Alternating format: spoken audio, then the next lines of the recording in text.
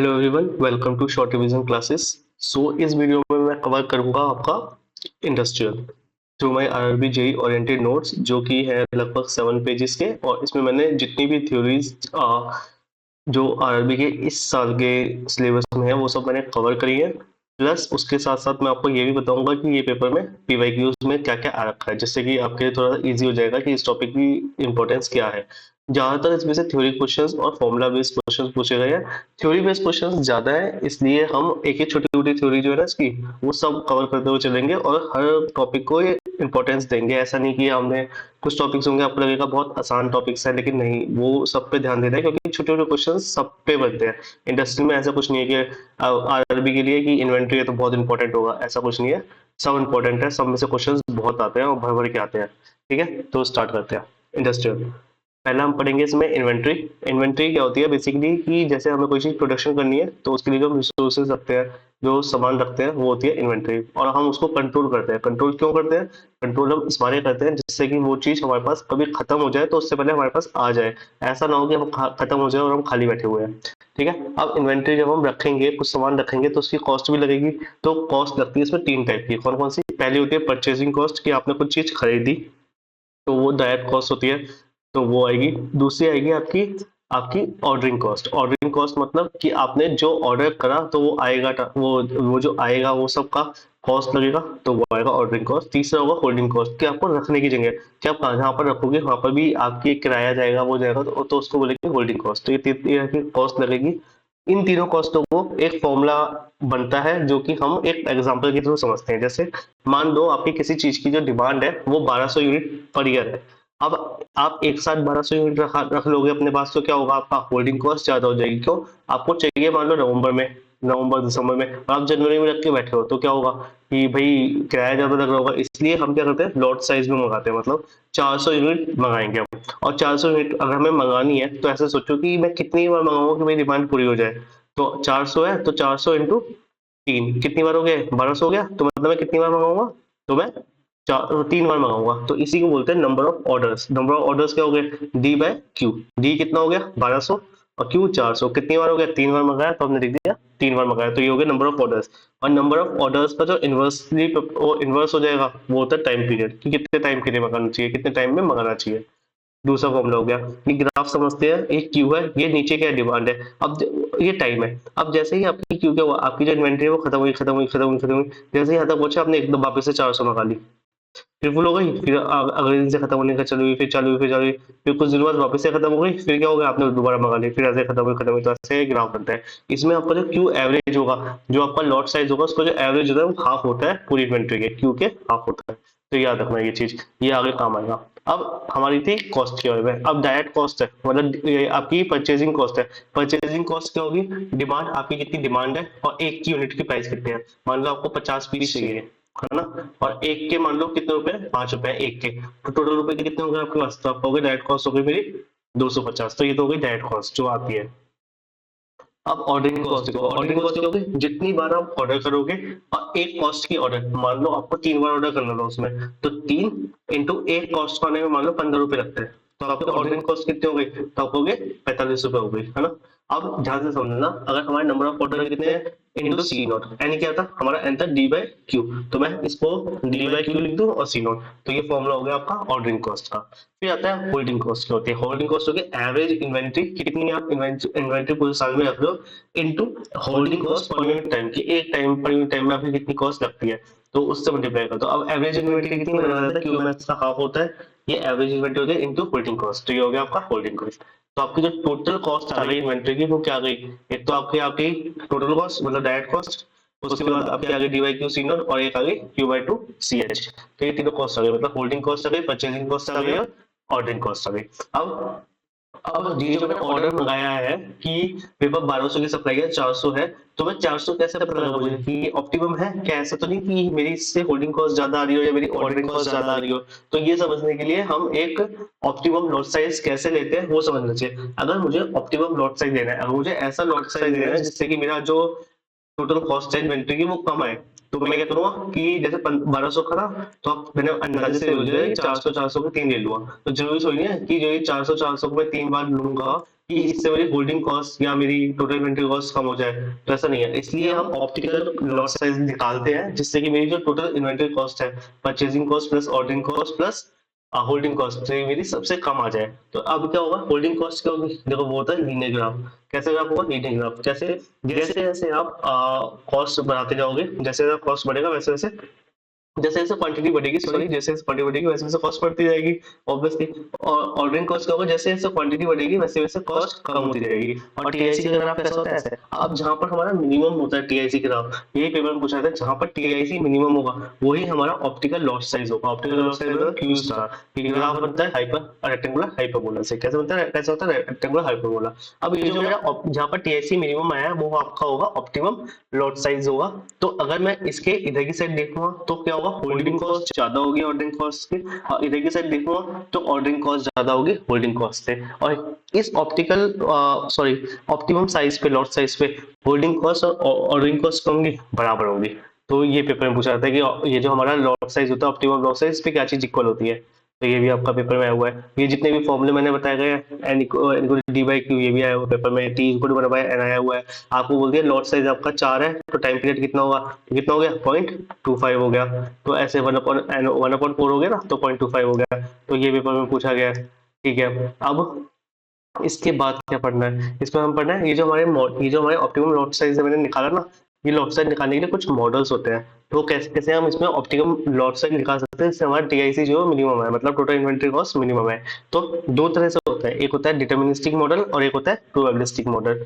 Deterministic model में क्या होता है कि जो आपका एक तरह से थ्योरेटिकल मॉडल होगा, मतलब इसमें जो डिमांड होगी वो आपकी नोन होगी, पहले से पता होगा कि इतनी ही डिमांड होगी और कोई भी शॉर्टेज नहीं होगी। लेकिन असली में ऐसा नहीं होता, शॉर्टेज हो जाती है कभी कभी, तो वो ध्यान में रखने, इसमें ध्यान नहीं रखना होता। सेफ्टी स्टॉक कुछ नहीं रखते हैं कि अगर शॉर्टेज हो गई तो क्या करें, तो safety stock lead time zero होता है। लेट टाइम जीरो, अभी हम आगे पढ़ेंगे कि लेट टाइम क्या होता है, तो वो जीरो होता है। प्रोबेबिलिस्टिक मॉडल में क्या होता है, जो हमारा रियलिस्टिक मॉडल होता है, इसमें क्या होता है, प्रोबेबिलिटी के थ्रू, स्टैटिस्टिक्स के थ्रू मतलब सब चीज निकालते हैं कि हाँ ऐसे अगर हमारे पास कम हो रहा होगा तो हम क्या करेंगे। तो इसमें जो हमारा डिटर्मिनिस्टिक मॉडल है उसमें हम पहला पढ़ेंगे इकोनॉमिक ऑर्डर क्वांटिटी, या फिर बोलते हैं पेपर में आया हुआ है कि इकोनॉमिक क्वांटिटी, वो ऑर्डर क्वांटिटी को ईओक्यू को अगला नाम क्या होता है, दूसरा नाम क्या होता है, सो नोन एज, तो याद रखना विल्सन हैरिस मॉडल ऑर्डर। क्या होता है, विल्सन हैरिस ऑर्डर। इसमें क्या होता है, जैसे हमारे टीएससी मैंने बताया था, ये क्या होता है, ये तो कांस्टेंट होता है, और D by Q C naught plus Q by two C H. अगर मुझे मिनिमम वो ईओ क्यू मतलब हमें मुझे अगर आपका ऑप्टिमम लॉट साइज सी होगा, तो इसका जो फॉर्मूला बनता है, इसमें ड्राइव होता है, ड्राइव करने की जरूरत हमें याद करने की जरूरत नहीं है, बस याद करना है ये फॉर्मूला पेपर में आता है, 2d C naught upon C H. और हमें पता है ये तो फॉर्मूला हो गया, एक फॉर्मूला याद रखना है। फिर अगली बार हमें पता होता है कि एट ईओ क्यू, इस क्यू स्टार पे टीआईसी क्या होगा, मिनिमम होगा, और ऑर्डरिंग कॉस्ट क्या होगी, होल्डिंग कॉस्ट के इक्वल होगी। तो वही चीज मैंने यहाँ पर लिख रखी है। और हमारा ईओक्यू पे ordering cost equal to holding cost मैंने यहाँ पर लिख दिया। तो जब हम इसको ड्राइव करेंगे तो हमारी जो टोटल इन्वेंटरी कॉस्ट आएगी वो आएगी 2d C naught by C H का अंडर रूट। तो ये भी याद रखना है, ईओक्यू क्या होगा, 2d C naught upon C H का अंडर रूट, और इसमें होगा 2d C naught upon C H. अब इसमें क्या है, एक और चीज आती है, अगर मेरा प्रोडक्शन फैक्टर भी ले लेते हैं तो फॉर्मूला बन जाएगा 2d C naught upon C H P upon P minus D. और टोटल इन्वेंटरी कॉस्ट क्या होगी, 2d C naught upon C naught into C H P minus D, मतलब इसका इस पूरे का उल्टा, मतलब P minus D upon P. तो ये फॉर्मूला भी याद रखना है। इसके बाद एक और आता है, अगर हमारे पास शॉर्टेज कॉस्ट आ गई और होल्डिंग कॉस्ट भी है, तो क्या होगा, 2d C naught upon C H, तो यहाँ पर क्या हो जाएगा, सी बी और plus C H upon C H, तो ये आ जाएगी शॉर्टेज कॉस्ट। अब लीड टाइम के बारे में समझते हैं, लीड टाइम क्या होता है। इस ग्राफ के थ्रू जैसे मैंने अब यहाँ पर भरा, मैंने आपके पास 400 है ऑप्टिमम साइज, फिर आपका कम होता है, कम होता है, एक टाइम पे क्या होगा कि मान लो 10 दिन चलता है, तो आपका 8वें दिन आपने बोल दिया कि भाई मुझे वापस से 400 चाहिए, तो लेकिन मुझे 2 दिन लगेंगे, तो आपने बोला सही है, तो 2 दिन लगेंगे, तो बस 2 दिन को तो है ही। जैसे ही 2 दिन खत्म हुआ, मतलब 10वां दिन हुआ, एकदम से क्या हो गया, लॉट साइज आ गया आपका, वापस से बढ़ गया। तो लेट टाइम कितना हो गया, आपने जिस पॉइंट पे ऑर्डर दिया और जिस पॉइंट पे आया, मतलब 2 दिन का, तो ये आपका हो गया लेट टाइम। वही सीन यहाँ पे लिखा हुआ है रिसीव टाइम। रिसीव टाइम कब है, 10वें पे, और ऑर्डर कब करा आपने, 8 तारीख को, तो कितना बचा लेट टाइम, 2।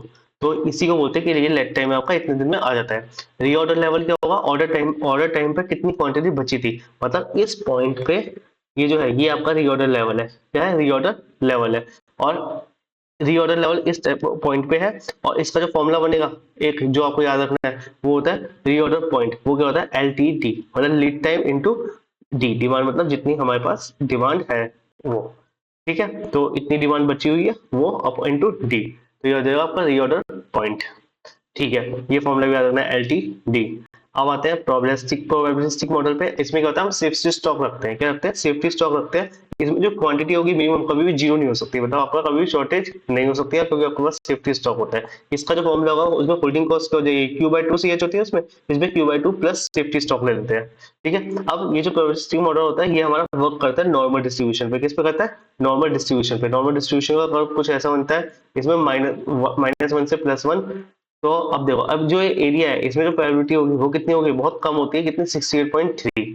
अगर जीरो पे है तो कितनी होगी? 50% होगी। कितनी होगी? 50% होगी।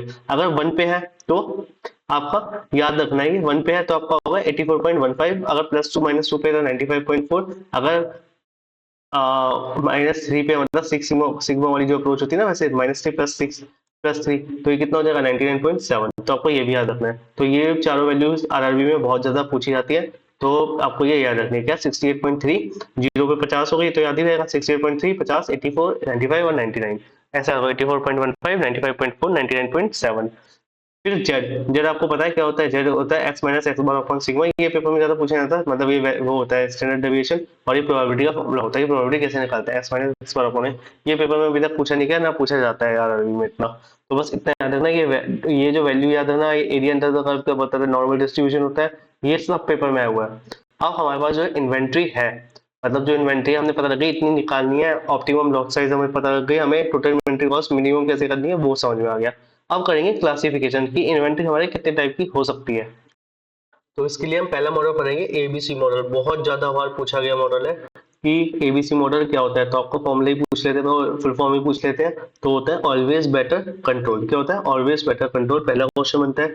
दूसरा क्वेश्चन बनता है एबीसी मॉडल का दूसरा किस लॉ है, आपको क्या नाम है, तो बोलते हैं इसको पैरेटो लॉ। क्या बोलते हैं? पैरेटोस लॉ बोलते हैं। तीसरा क्वेश्चन बनता है, इसको एक और नाम होता है 80/20 रूल। क्या होता है? 80/20 रूल। अब इसमें क्या होता है, हम तीन तरह से आपकी जो इन्वेंट्री है उसको क्लासीफाई कर देते हैं, ए बी सी। अब ए में क्या होगा, वो इन्वेंट्री जो बहुत कम होती है लेकिन उसका यूसेज सबसे ज्यादा है, मतलब 10 से 20% है बस, और उसका यूसेज है 50 से 60%। जैसे कुछ अच्छे बच्चे हैं आपकी क्लास में जो बहुत कम है, वो अच्छे बच्चे कम होते हैं तो अच्छे बच्चे कम है, लेकिन उनका यूज ज्यादा होता है। मतलब उनको हर जगह पढ़ाई में भी बोला जाता है कि तुम आगे आओ, कोई भी प्रेयर वगैरह होगी तब भी तुम्हें आगे बुला लिया जाएगा, हर चीज में तुम्हें बुलाया जाएगा। तो वही है। ऐसे इसमें दूसरा होता है 50 से 60% मीडियम वाले होते हैं, और वो उनका यूसेज होता है 40 से 50%।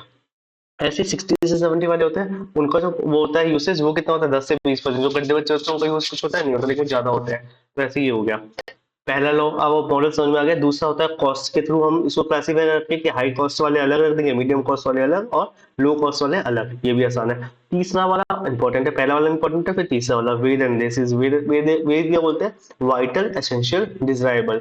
मतलब वाइटल मतलब जो बहुत ही ज्यादा इंपॉर्टेंट है, एक कैटेगरी। फिर एसेंशियल मतलब जो लेस इंपॉर्टेंट है, और डिजायरेबल मतलब वेरी लेस, जो बहुत कम है। तो वाइटल मतलब बहुत इंपॉर्टेंट। चौथा जो हमारा मॉडल होगा वो होगा एफएसएनडी। मतलब क्या होगा? फास्ट मूविंग, जो सबसे ज्यादा खर्च होता है, फिर स्लो मूविंग, फिर नॉर्मल मूविंग, और डेड मॉडल। डेड मॉडल मतलब कि वो बिल्कुल भी नहीं हिलते हैं, मतलब वो ऐसे ही पड़े रहते हैं, ज्यादा उनकी इन्वेंट्री का यूज नहीं होता है। तो डेड बना देता है, फास्ट, स्लो, नॉर्मल, डेड, ऐसे एफएसएनडी। ठीक है, तो ये चार तरह के हमारे हमने इन्वेंट्री को क्लासीफाई कर रखा है। इनमें से क्वेश्चंस भर भर के पूछे जाते हैं, फेवरेट टॉपिक होता है आरआरबी का प्रेजेंट टेस्ट में। फिर आता है ब्रेक इवन एनालिसिस। जो ब्रेक इवन एनालिसिस है उसमें क्या होता है, पहले हम कॉस्ट के बारे में पढ़ रहे थे। एक होती है फिक्स कॉस्ट, एक होती है वेरिएबल कॉस्ट, एक होती है टोटल कॉस्ट, एक होती है सेल्स कॉस्ट। फिक्स कॉस्ट कौन सी होगी? आपने कोई मशीन बनाई तो उसमें एक फिक्स कॉस्ट होगी कि भैया हमने ये मशीन बनाई है, तो इसको हमने ये हमारी इतने की आई है, और मैंने इतने की बनाई है, लागत मेरी इतनी की आई है। वेरिएबल कॉस्ट मतलब कि उसमें कुछ वेरिएबल कॉस्ट, जैसे तुमने अब लेबर है, लेबर ने वो बना रही है, वो तो कहेगी भाई बीड़ी पिला दो, पानी पिला दो, तो उसके भी तो कॉस्ट होगी, तो वो भी तो एक कॉस्ट ही है। तो वो क्या होगी, कभी किसी दिन ज्यादा किसी दिन कम होगी। तो भाई ये होती है वेरिएबल कॉस्ट। तीसरी होती है टोटल कॉस्ट। टोटल कॉस्ट मतलब fix cost plus variable cost. और चौथी होगी सेल्स कॉस्ट, जितने आप बेचोगे उसको। अब टोटल कॉस्ट मतलब आपकी 10 रुपए की पड़ी है ना, और बेची आपने 15 रुपए की, तो आपने जो प्रॉफिट है वो कितने का लिया? 5 का। तो वही हो गया प्रॉफिट। तो टोटल कॉस्ट जो ही माइनस सेल्स कॉस्ट कर दिया, तो sorry sales cost minus total cost करिए, सेल्स कॉस्ट ज्यादा होती है ना वही। अब मुझे टोटल कॉस्ट निकालने, तो क्या हो जाएगा? Fix cost plus variable cost, मैंने बता दिया। एक क्वेश्चन आरआरबी में ये भी आया था कि जो ओवरहेड कॉस्ट होती है वो किसका पार्ट होता है? वो फिक्स कॉस्ट का पार्ट होता है। किसका होता है? फिक्स कॉस्ट का पार्ट होता है। ये याद रखना है। अब कुछ फॉर्मूले हैं इसमें, एक ग्राफ है वो अच्छे से पढ़ते हैं और पेपर ये वाला हमारा ब्रेक इवन खत्म हो जाएगा। क्या फिक्स कॉस्ट क्या रहेगी, देखो ध्यान से, ये कांस्टेंट रहती है। फिर हमारा जो वेरिएबल कॉस्ट होती है वो कैसी होती है, लीनियर ऐसी होती है। और जो टोटल कॉस्ट होगी वो क्या होगी, फिक्स कॉस्ट प्लस आपका टोटल कॉस्ट। अब ये जो वाला एरिया है ना, ये तो होता है प्रॉफिट का, ये वाला प्रॉफिट ये होता है लॉस का, और ये होता है आपका ब्रेक इवन पॉइंट। क्या होता है, ब्रेक इवन पॉइंट। इस पॉइंट पे ना तो प्रॉफिट हो रहा होगा ना लॉस हो रहा होगा, ना 10 की चीज है तो 10 में ही बेच रहा होगा। इस पॉइंट से अगर वो यहाँ पर चला गया तो 10 की चीज महंगी बेचेगा, मतलब प्रॉफिट होने लग जाएगा उसको। और अगर यहाँ पर चला गया तो लॉस होने लग जाएगा। अगर यहाँ पर चला गया तो प्रॉफिट होगा। अगर ये वाला जो एंगल है ये बढ़ता गया और ज्यादा हुआ तो प्रॉफिट ज्यादा हो जाएगा, और ये जो एंगल कम हुआ तो क्या हो जाएगा, प्रॉफिट कम होता जाएगा। ये आपको याद रखना है, पेपर में आता है। और बीईपी पे आप समझ लोगे प्रॉफिट जो होता है वो जीरो होता है, मतलब इस पॉइंट पे 10 रुपए की 10 रुपए की आप बेचोगे, लॉस भी होगा, जीरो होगा। फॉर्मूला हो गया एक्स, मतलब नंबर ऑफ वो जो आपकी क्वांटिटी होगी वो कितनी होती है, B F plus B upon S minus B. और बी पे कितनी होगी, ब्रेक इवन पॉइंट पे कितनी होगी, जो प्रॉफिट है वो हट जाएगा, तो F upon S minus B. एक पेपर में आया हुआ है कि पी बाई वी रेशियो क्या होता है, पी बाई वी होता है S minus B upon S. और ये एस माइनस बी इसको बोलते हैं कंट्रीब्यूशन मार्जिन। क्या बोलते हैं, कंट्रीब्यूशन मार्जिन, मतलब सेल्स माइनस आपका वेरिएबल। अब आता है margin of safety. Margin of safety क्या होती है, sales P upon P by V. तो पी मतलब प्रॉफिट पी, और पी बाय वी रेशियो क्या होता है, S minus B upon S. तो इसको मैं ऐसे भी लिखता हूँ, P upon contribution margin upon S sales, है ना। तो ये भी पेपर में पूछा जाता है। तो ये कुछ फॉर्मूले हैं जो आपको याद होने चाहिए, कंट्रीब्यूशन मार्जिन में बताते हैं एस माइनस बी। ठीक है, ये आपका बीईपी भी खत्म हो गया। अब अगला जो टॉपिक आता है वो आता है पर्ट सीपीएम। पर्ट सीपीएम में पर्ट की फुल फॉर्म होती है प्रोग्राम इवैल्यूएशन रिव्यू टेक्निक, और सीपीएम की होती है क्रिटिकल पाथ मेथड। बेसिकली क्या करते हैं, नेटवर्क एनालिसिस बनाता है, ये बताता है कि जो हमारा इवेंट है उसकी खत्म होने की प्रोबेबिलिटी कितनी ज्यादा है, मतलब कब खत्म हो पाएगा, जल्दी या लेट। उसमें जो हम नेटवर्क बनाते हैं उसकी एनालिसिस करते हैं। इसमें आरआरबी में फिर क्वेश्चन आया हुआ है, ये नेटवर्क एनालिसिस का जो रूल होता है उसको क्या बोलते हैं, उसको बोलते हैं परकसन इवेंट रूल। ये भी याद रखना, ये भी आरआरबी का आया हुआ क्वेश्चन है। ठीक है, अब ये भी आ गया होगा। अब इसमें जो हमारे इवेंट होते हैं वो सॉरी ये जो नेटवर्क बनता है इसमें दो तरह से बनता है, एक बनता है इवेंट बेस्ड, एक होता है एक्टिविटी बेस्ड। इसको कैसे समझना है, ऐसे समझो कि आपको फेरे होने हैं, है ना। तो अब फिर खुश मत होना, सुन लो पहले फेरे होने हैं। तो अब जो फेरे है उससे पहले क्या होगा, वही जयमाल होगी। उससे पहले क्या होगा, आपका खाना पीना होगा। उससे पहले क्या होगा, बारात आएगी, है ना। तो अब देखो ये जो हमारा इवेंट है वो क्या है, और फेल हो गया। तो अब जो ये इवेंट है इसको होने में क्या है, वो बच्चा कर इसको कहते हैं नेग्लिजिबल टाइम हो ना, हमें घूमने का अगले के सामने। तो ये तो बहुत नेग्लिजिबल टाइम है इनके सामने। तो इवेंट बेस्ड में क्या होता है, कोई भी टाइम नहीं लगता है, सिर्फ वो एकदम हैपन होता है। लेकिन जो एक्टिविटी बेस्ड होता है वो होता है कंज्यूम टाइम एंड रिसोर्स। भाई ये एक्टिविटी बेस्ड है, इससे पहले हमारा क्या हुआ कि फेरों से पहले हमारे जयमाल हुई, खाना पीना हुआ, बारात आई, तो ये तो टाइम ले रहा है ना, और रिसोर्सेज भी जाते हैं। इन सब इसको करने के लिए हमें इतने सारा टाइम लगता है और इतने ज्यादा रिसोर्सेज आते हैं। तो वही होता है हमारा एक्टिविटी बेस। ठीक है, और इवेंट बेस मतलब ये जो इवेंट है, अगर मुझे अब टाइम, अगर मुझे कोई वो बनाना है नेटवर्क एनालिसिस करनी है, तो मैं इवेंट टू इवेंट चलूंगा, या फिर मैं एक्टिविटी की भाई ये टाइम है उसके थ्रू चलूंगा। तो दोनों ही आसान होते हैं, दोनों ही नेटवर्क डायग्राम बनते हैं और इजी होते हैं। ठीक है, अब हम करते हैं पहले, सबसे पहले कौन सा, सीपीएम। तो सीपीएम के बारे में जानते हैं। तो सीपीएम के बारे में कुछ बातें याद रखनी है। पहला है कि जो सीपीएम है वो कौन सा मॉडल है, ये आपका डिटरमिनिस्टिक मॉडल है। डिटरमिनिस्टिक मतलब कि ये एक थ्योरेटिकल मॉडल है, इसमें ना प्रोबेबिलिटी नहीं लगाते हम। तो प्रोबेबिलिटी नहीं लगाते हैं तो बेसिकली क्या होगा, एक ये डिटरमिनिस्टिक मॉडल है, मतलब कोई बिना डिटरमाइन करते हैं खाली इसमें फॉर्मूलेस की वजह से, बाकी इसमें कोई प्रोबेबिलिटी नहीं लगाते। दूसरा सिंगल टाइम एस्टिमेशन होता है, इसमें एक ही टाइम देते हैं, जबकि जो पार्ट होता है उसमें हम कितने देते हैं, आपके 3 टाइम देते हैं। फिर ये लॉन्गेस्ट पार्ट, अभी ध्यान से समझना, ये लॉन्गेस्ट पाथ है। क्या है, लॉन्गेस्ट पाथ है, मैक्सिमम अमाउंट ऑफ टाइम लगेगा इसमें, मिनिमम प्रोजेक्ट कंप्लीट लगेगा। अब मैक्सिमम टाइम है और मिनिमम है। अब ऐसे सोचो कि आपको ये जो फेरे हैं वापस सच अपनी शादी पे, ये आपके फेरे मान लो 3 बजे हो गए हैं। तो आप पहले से ये सोच के बैठोगे ना भाई 3 बजे फेरे होने हैं, तो इससे पहले जो मेरा जयमाल होगी वो मैं वो खाना जो होगा वो मैं मान लो 1 बजे करा लूंगा। जयमाल जो है वो मेरी 12 बजे हो जाएगी, वो 11 बजे हो जाएगी। और फोटोशूट वगैरह जो है वो 10 बजे हो जाएगा। बारात जो है वो 8 बजे आ जाएगी, 9 बजे आ जाएगी, 8 या 9 बजे। ठीक है, तो आपने ये टाइम दिया। अब अगर आप इस टाइम से चले, अगर आपने मैक्सिमम टाइम दिया कि भाई 8 ज्यादा से ज्यादा ये हो जाएगा, ये ज्यादा से ज्यादा 11 बज जाएंगे या 1 बज जाएगा, इसमें जब आपने मैक्सिमम टाइम दिया तब जाके आप 3 बजे पहुंच गए। मतलब 3 बजे फिर पड़ गए। लेकिन अगर आपका ये टाइम है, अगर ये टाइम ऊपर नीचे हो गया तो आपकी जो मिनिमम जो प्रोजेक्ट टाइम है वो 3 बजे है, वो क्या हो जाएगी, वो लेट हो जाएगा। तो इसीलिए बोला गया ये जो मिनिमम प्रोजेक्ट टाइम है वो कितना होना चाहिए, 3 बजे होना चाहिए। लेकिन अगर ये लेट हो गया तो आप क्या होगा, सीपीएम में क्या होता है, नहीं मिनिमम टाइम चाहिए। मिनिमम टाइम क्या है आपका, 3 बजे। और मैक्सिमम क्या, भाई लेट हो गया तो भाई 4 भी हो सकते हैं, 5 भी हो सकते हैं, इसलिए मिनिमम। अब मैक्सिमम अमाउंट ऑफ टाइम क्या है कि मुझे मुझे मैक्सिमम से मैक्सिमम 8 या 9 बजे तक बारात आ जानी चाहिए, मैक्सिमम 11 बजे तक फेरे हो जाने चाहिए, मैक्सिमम 1 बजे तक फोटोशूट के बाद खाना हो जाना चाहिए। जब मैक्सिमम अगर ये हो गया तब जाके आपका मिनिमम टाइम पूरा हो पाएगा। तो इसीलिए इसको मैक्सिमम अमाउंट ऑफ टाइम बोलते हैं, कि मैक्सिमम टाइम और मिनिमम प्रोजेक्ट ड्यूरेशन बोलते हैं। और लॉन्गेस्ट पाथ होता है कि भाई इसी पाथ से जाएंगे तभी हमारा पाथ सबसे बड़ा है, इस पाथ से जाएंगे। तो ऐसा तो है नहीं कि इसके बाद यहीं पर जाए चले जाएंगे, नहीं, पाथ लॉन्गेस्ट यही होगा और मैक्सिमम अमाउंट लगेगा, लेकिन फिर मिनिमम प्रोजेक्ट, यही मैंने इसमें समझाया, ध्यान से समझ लेना। वापस से देखना एक बार में समझ में नहीं आता है मैं क्या कहना चाह रहा हूँ, वो देखना। फिर आता है एक्टिविटी ओरिएंटेड। ये क्या है, ये एक्टिविटी ओरिएंटेड है, मतलब कि इसमें टाइम लगता है। ये पूरा एक्टिविटी है, मतलब ये पूरी एक्टिविटी लेगा, इस वाली एक्टिविटी को पूरा करेगा, इस वाली एक्टिविटी को पूरा करेगा, तब जाकर फ्री होंगे। ठीक है, तो ये एक्टिविटी ओरिएंटेड होता है सीपीएम। अब सीपीएम में क्या होता है ना कि एक चीज होती है फ्लोट, जो पेपर का आरआरबी में बहुत प्यार से बहुत ज्यादा पूछी जाती है। आरबी में पूछा जाता है क्या, जैसे एक इवेंट के बाद दूसरा इवेंट आएगा, उसको लगने में टाइम जो लगेगा वो हमने ले लिया टी। हाँ, अब अगर मैं इसको जल्दी से जल्दी स्टार्ट करूं तो वो होगा ईएसटी। अगर मैं इसको लेट से लेट स्टार्ट करूं तो मैं बोलूंगा एलएसटी। अगर मैं इसको जल्दी से जल्दी खत्म कर दूं तो ईएफटी। अगर मैं लेट से लेट खत्म करूंगा एलएफटी। एएसटी मतलब earliest start time, latest start time, फिर अर्लीस्ट फिनिश टाइम और लेटेस्ट फिनिश टाइम, ये होता है। अब ये चीज मैंने यहाँ पर लिखी हुई है। अब सेम एक एग्जांपल लिया मैंने, और एक तीन फ्लोट में तीन चीज आती है जो पेपर में पूछी जाती है। पहला होता है टोटल फ्लोट, दूसरा होता है फ्री फ्लोट और तीसरा होता है इंडिपेंडेंट फ्लोट। मैंने पेपर में कैसे रखा है, मैंने भी ऐसे लगा दिया टोटल फ्लोट, इधर की साइड कर दिया फ्री फ्लोट और इधर की साइड कर दिया इंडिपेंडेंट फ्लोट। मतलब क्या हुआ, अब देखो पहले आता है टोटल फ्लोट। टोटल फ्लोट में क्या करा है मैंने टोटल फ्लोट इधर की साइड ले गया हूँ, तो क्या हो गया एलएफटी। एलएफटी मतलब ये एलजे, एलजे माइनस इसको और इसको ऐड कर दो। हर बार इसको तो ऐड करनी है टी, तो फिर देखते हैं एरो के हिसाब से ऐड कर दिया, तो क्या हो गया, इन दोनों को ऐड कर दिया, ये बन गया फ्री फ्लोट का। जो फ्री फ्लोट कैसा है, ऐसा। तो ईएफटी, ईजे मतलब इसको बोलते हैं ईजे, ईजे मतलब ये ना ईजे, ये एलजे होगा ऐसे, ईजे माइनस इसको ऐड करा, इसको यहाँ पर ले गए तो इन दोनों को ऐड कर दिया, इसको ऐड कर दिया वापस से, इन दोनों को ऐड कर दिया। पहले यहाँ से यहाँ गए, फिर यहाँ से यहाँ गए। अब इंडिपेंडेंट फ्लोट में कहाँ जाएंगे, यहाँ से यहाँ जाएंगे। मतलब ईजे, ये वाला कौन सा ईजे माइनस, तो इसको ऐड करेंगे इन दोनों को ऐड कर दिया, यहाँ पर लिख दिया।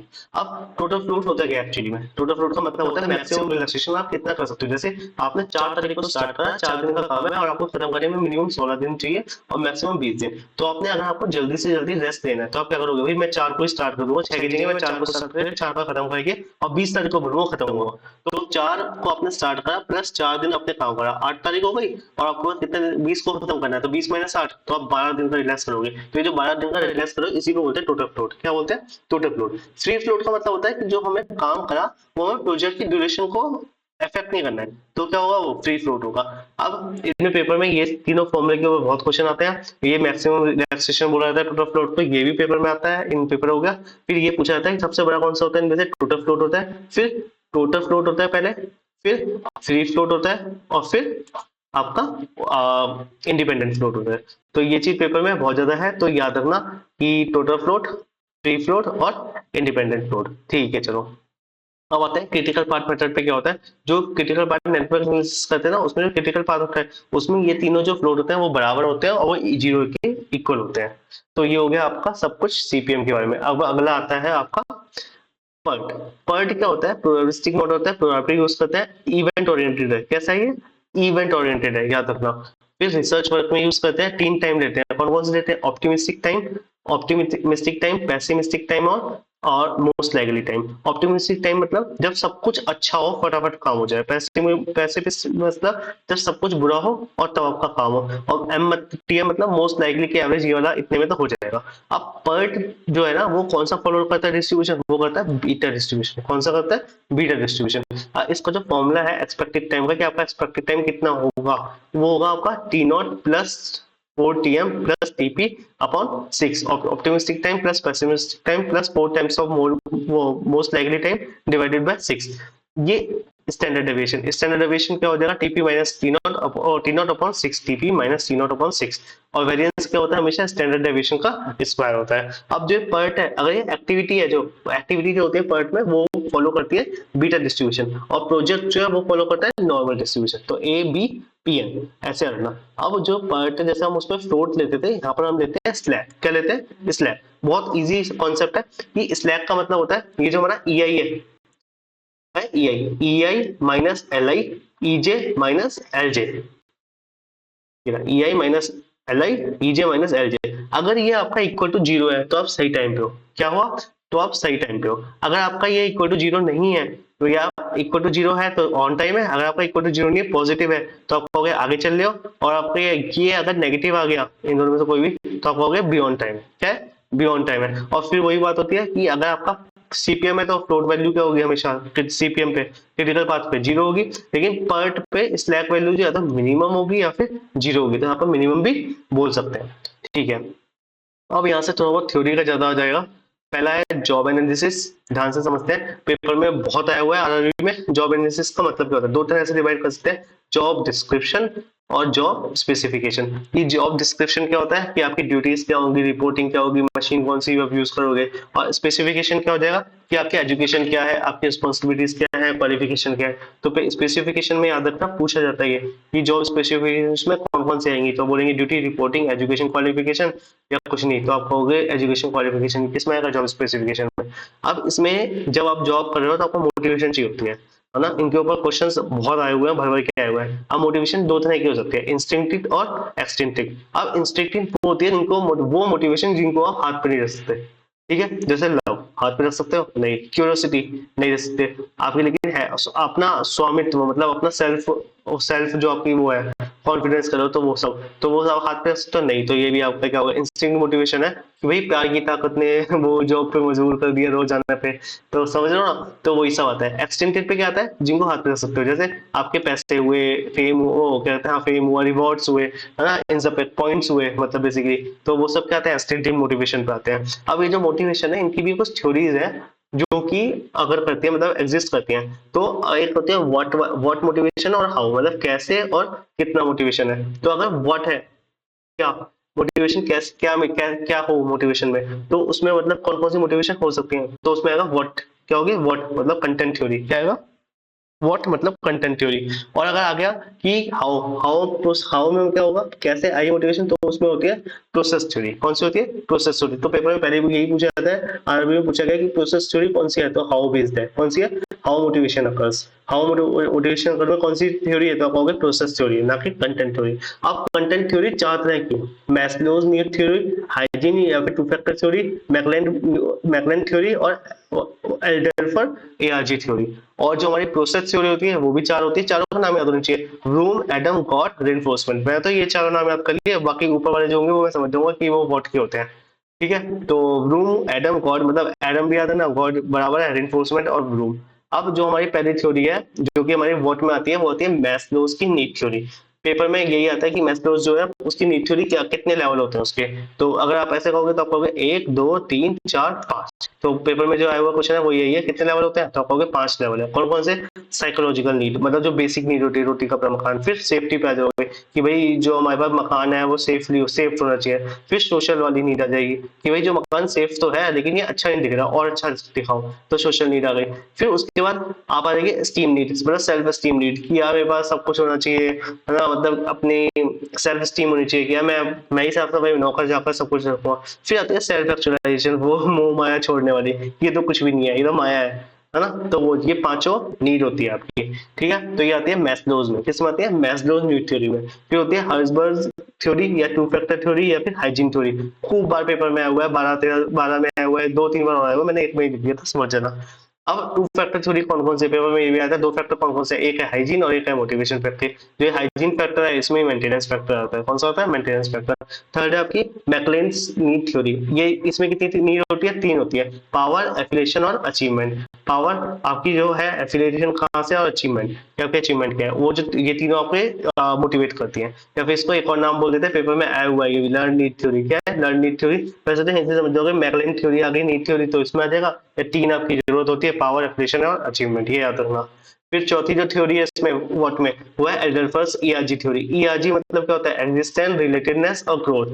एग्जिस्टेंस में ये दोनों फैक्टर आ जाते हैं, याद रखना, और आपके रिलेटेडनेस में ये वाले आ जाते हैं, और ग्रोथ में ये दोनों आ जाते हैं। ठीक है, तो स्टीम जो है वो दो में आता है, ये याद रखना है आपको, सेल्फ स्टीम।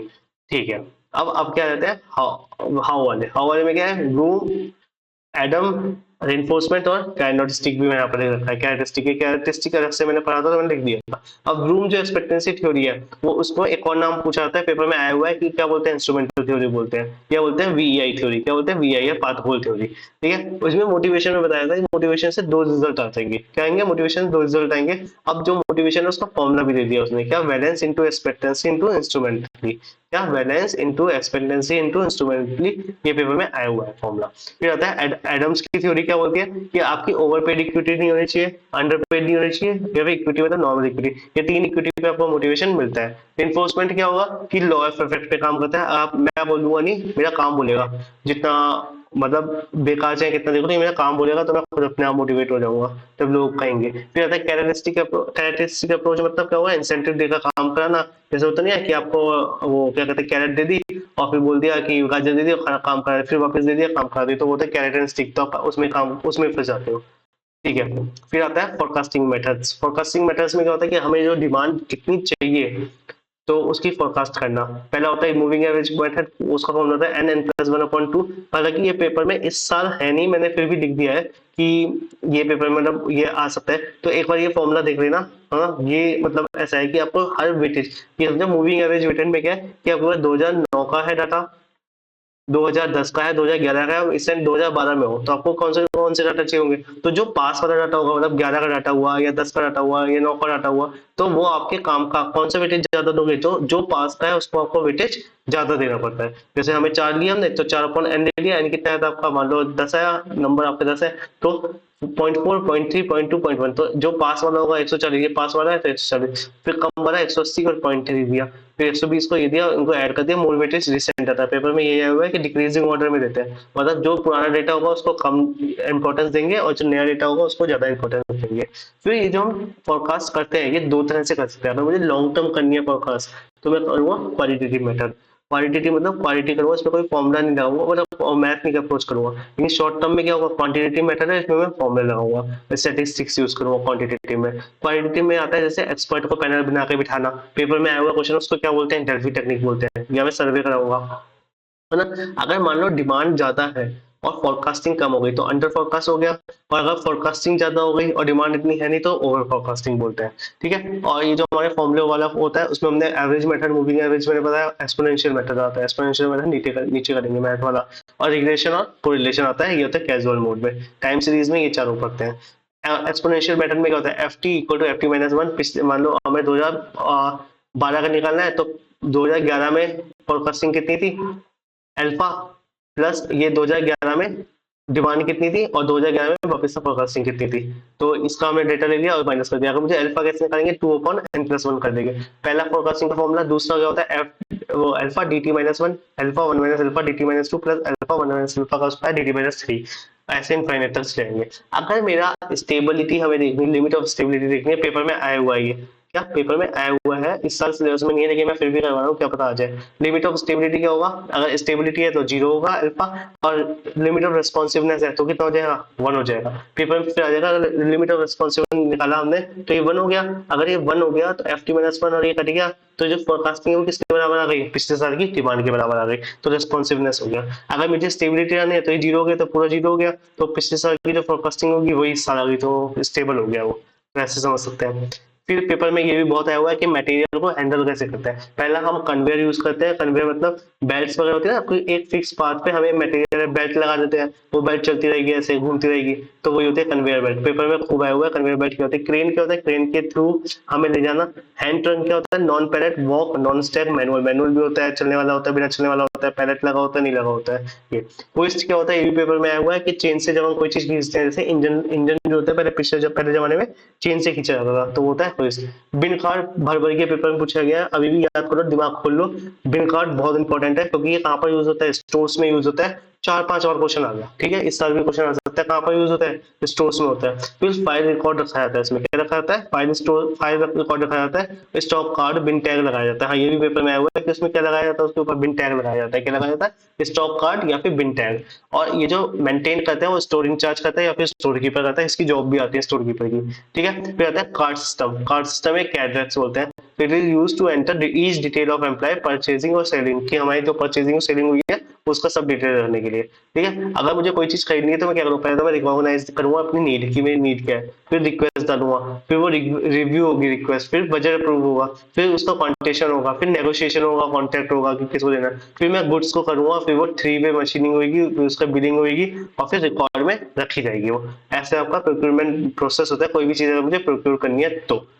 अब आता है प्लांट लेआउट और वर्क स्टडी। क्या होता है कि कौन सी चीज क्या करेगी, पहले जॉब शॉप है, बैच है, मास है, कंटिन्यूअस फ्लो है। तो ऐसे याद रखो कि अगर मुझे कोई चीज पहले करनी है कि बैच करना है, फिर मुझे मास प्रोडक्शन करना है और कंटिन्यूअस फ्लो करना है, तो ये एक होता है प्रोडक्ट लेआउट और एक होता है आपका प्रोसेस लेआउट। अगर मुझे प्रोसेस लेआउट करना है, ध्यान से समझना ये क्या चीज है बैच की। प्रोसेस लेआउट में क्या होगा कि 3-4 लेयर एक साथ रखी होंगी, 3-4 मशीनें एक साथ रखी होगी। पहले वो आपका जो ऑब्जेक्ट है जो आपको चाहिए वो यहाँ पर है, फिर वो कोई और मशीन पे चला गया, फिर यहाँ से वो तीसरी मशीन पे चला गया, तो वो कैसी लेआउट है, वो प्रोसेस लेआउट है। कैसी लेआउट है, प्रोसेस लेआउट है। दूसरी होती है प्रोडक्ट लेआउट। प्रोडक्ट लेआउट क्या होता है, सीक्वेंस में लाइन लेआउट है। यहाँ पर एक मशीन है, फिर ये यहाँ से दूसरी मशीन पे जाएगा, फिर वो तीसरी मशीन पे जाएगा, चौथी मशीन पे जाएगा, ऐसे। तीसरा जो लेआउट होता है वो होता है फिक्स लेआउट। फिक्स लेआउट में क्या होता है, ऑब्जेक्ट वहीं पर रहेगा, मशीनें चेंज होती रहेंगी। पहले एक मशीन आएगी वो काम करेगी अपना, फिर दूसरी मशीन आएगी वो काम करेगी, फिर तीसरी मशीन काम करेगी। तो इसमें क्या होगा, मशीन मूव करेगा, पेपर में आता है फिक्स लेआउट। और कॉम्बिनेशन लेआउट क्या होता है, product plus process layout. Process layout मतलब बहुत सारी चीजें, प्रोडक्ट लेआउट मतलब लाइन लाइन में चल रही है। अगर लाइन में चलिए तो पेपर में आया हुआ है क्या होता है, व्हीकल में। कौन सा व्हीकल में क्या होता है, प्रोडक्ट लेआउट होता है। क्या होता है, प्रोडक्ट लेआउट होता है। अब इसमें एक होता है कि जिट होती है या 5S मेथड होता है, मैं बताऊंगा वो कहाँ पर होता है। वो होता है आपका बैच प्रोडक्शन में। किस में होता है, बैच प्रोडक्शन। और जो फिक्स लेआउट है वो किस में यूज होता है, पेपर में आया हुआ क्वेश्चन है शिप बिल्डिंग में। किस में होता है, शिप बिल्डिंग में। फिर मैंने बताया था, मैंने करवाया इसमें क्विन थ्योरी के बारे में। क्विन थ्योरी में एक क्वेश्चन आया था 2019 में, इस बारे में मैंने करा दिया, इस बार लिखा नहीं है फिर भी करा दिया।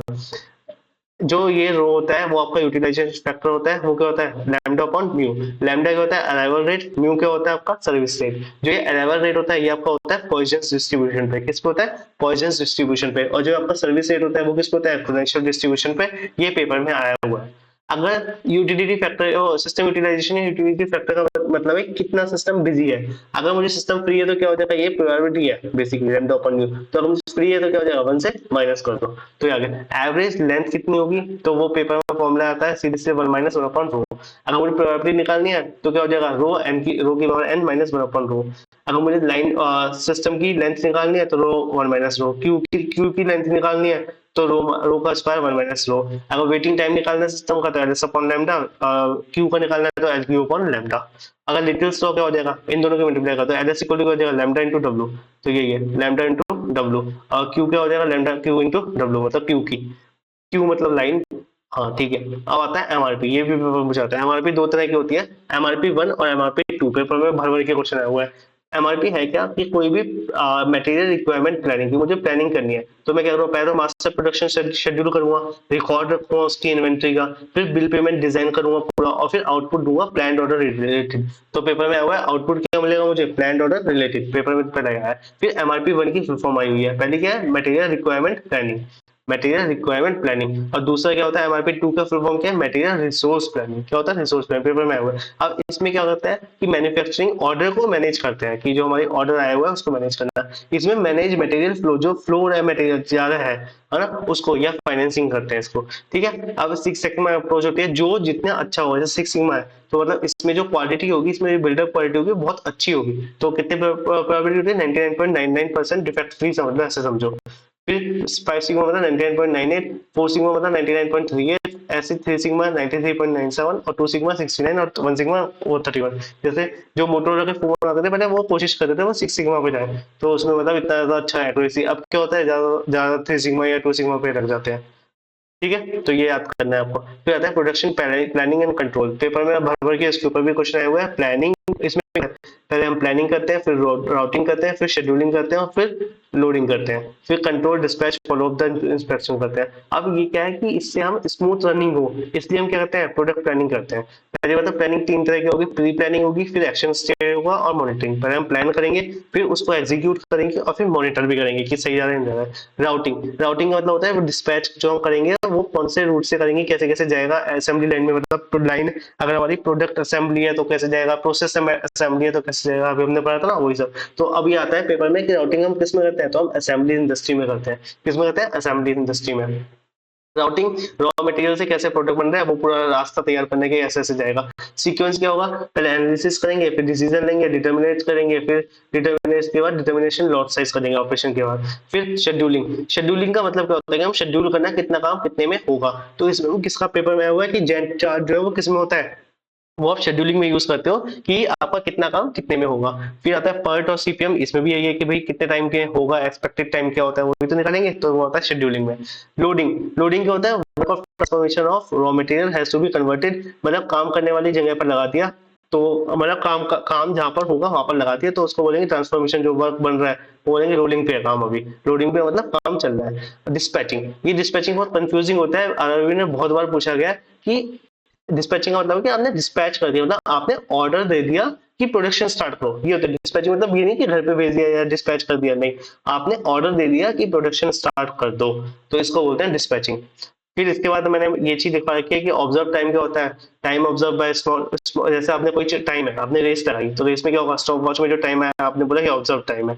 फिर आपने कहा नॉर्मल टाइम क्या होगा, इसका observe time into performance rating factor, मतलब आपने कोई बहुत मिस्टेक हो गई होगी तो उसका एक रेटिंग फैक्टर दे देते हैं, या घड़ी एक सेकंड, एक मिनी माइक्रो सेकंड पे रुकी होगी है ना आपके दबाने के बाद, तो वो होता है परफॉर्मेंस रेटिंग फैक्टर। और जो स्टैंडर्ड टाइम होता है वो होता है आपने नॉर्मल टाइम लिया और एक अलाउंस ले लिया, कि इतना अलाउंस लेते हैं 5 सेकंड, 5.5 मिनट सेकंड का ऐसे ले लिया, तो होता है आपका अलाउंस। ये फॉर्मूला पेपर में पूछे आते हैं, इसमें मैंने आपका स्टैंडर्ड टाइम और नॉर्मल टाइम और ऑब्जर्व टाइम लिख दिया। अब ये साइन है, कुछ ऑपरेशन का क्या होता है, साइन गोला होता है, इंस्पेक्शन का क्या होता है, रेक्टेंगल होता है, डिले का डी होगा, ट्रांसपोर्ट का ये वाला होगा, स्टोरेज का ये वाला होगा, और आप कंबाइंड का किसमें क्या होगा कि ये इंस्पेक्शन प्लस ऑपरेशन, ये हो गया। एक ये भी आता है हाँ, कि सिमो चार्ट क्या होता है, सिमो चार्ट क्या होता है, मोशन चार्ट होता है, कि मोशन की डीप स्टडी करते हैं, जिसमें 13 साइन होते हैं, कि आपके उस साइन के थ्रू आप बता सकते हो कि कौन सा काम चल रहा है। तो ये इसमें कितने साइन होते हैं, पेपर में आया हुआ क्वेश्चन है, तो आप बोलोगे कि इसमें 18 साइंस होते हैं। कितने होते हैं, 18 साइंस होते हैं। ठीक है, अब कुछ और चीजें हैं जो मैं बता देता हूँ, और पेपर में पूछा जाता है कि एक होता है कनबन सिस्टम, क्या होता है, पेपर में आएगा तो लिख लेना कनबन सिस्टम। तो ये नोट्स में लिख लेना अपने आप अगर बनाओ तो, और अगर लेने हो तो बता देना कि ये होता है कन्वर्जन सिस्टम। इसमें क्या होता है, विजुअल बोर्ड और साइन हम लगा देते हैं, मतलब इसमें ना हम फैक्ट्री में एक विजुअल बोर्ड लगा देंगे जिसमें बहुत सारे साइन होंगे, और उन साइन से आपकी नॉलेज इंप्रूव होगी, जो आपकी लेबर है कि अच्छा अब ये वाला साइन का मतलब ये होता है, इसका साइन का मतलब ये होता है, ये करना है ये करना है, तो होता है कन्वर्जन सिस्टम। फिर होता है केइजन।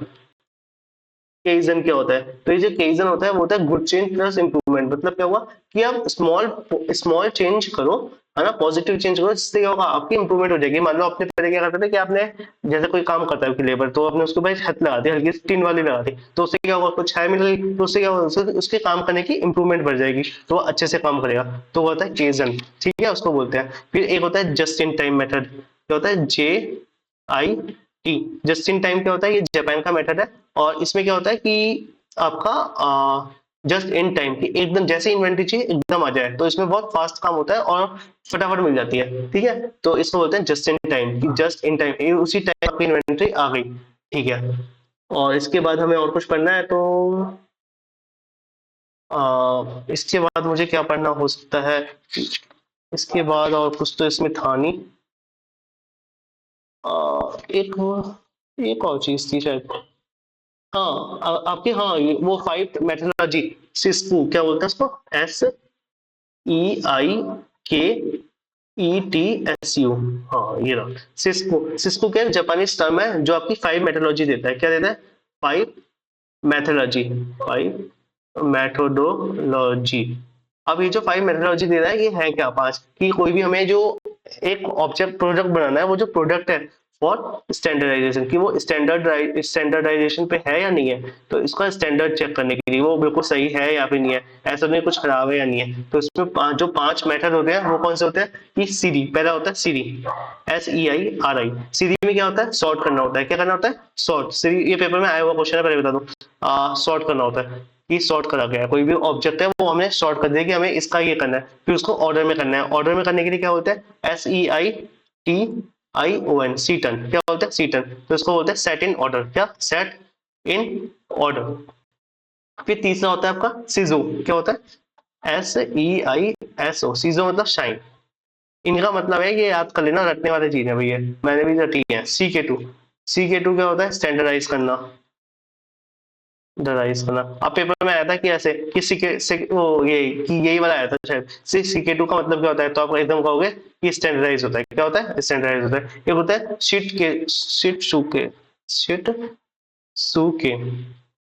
क्या होता है, सस्टेन करना। क्या होता है, सस्टेन करना।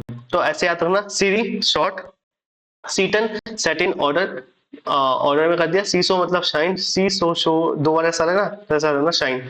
और सीडी मतलब शॉर्ट, CK2 मतलब स्टैंडर्डाइज करना, CK2 मतलब सस्टेन करना। तो ये आता है। एक आता है हाँ, PCDA की फुल फॉर्म भी आई हुई है। PCDA की फुल फॉर्म क्या होती है, तो याद रखना, plan to do check, check act. हाँ, plan to do check act, ये भी पेपर में आया हुआ है, तो आपको ये भी याद करना है। ये पांच मेथोडोलॉजी याद करनी है। कौन कौन सी है, ये वाली, सही है। और ये पेपर में आई हुई है, तो इसमें ये याद करना है कि जापानीज टर्म है 5 को करने के लिए। तो ये होता है सिट-के-टू, मतलब होता है आपका CK2 मतलब स्टैंडर्डाइज करना, सुके मतलब सस्टेन करना, सीरो मतलब शाइन करना, सिस्टेन मतलब सेट इन ऑर्डर, और सीरे मतलब शॉर्ट करना। ठीक है, इनके अलावा और कुछ ज्यादा बचता नहीं है। हाँ, मुश्किल है, और कुछ PYQs मैंने सब कवर कर ही लिया है, और इसके अलावा कुछ ज्यादा खास है भी नहीं। तो इंडस्ट्रियल में इतना ही है, काफी है। तो थैंक यू, मिलते हैं और कोई सब्जेक्ट के साथ, होपफुली इसमें सब कवर हो जाएगा। ओके।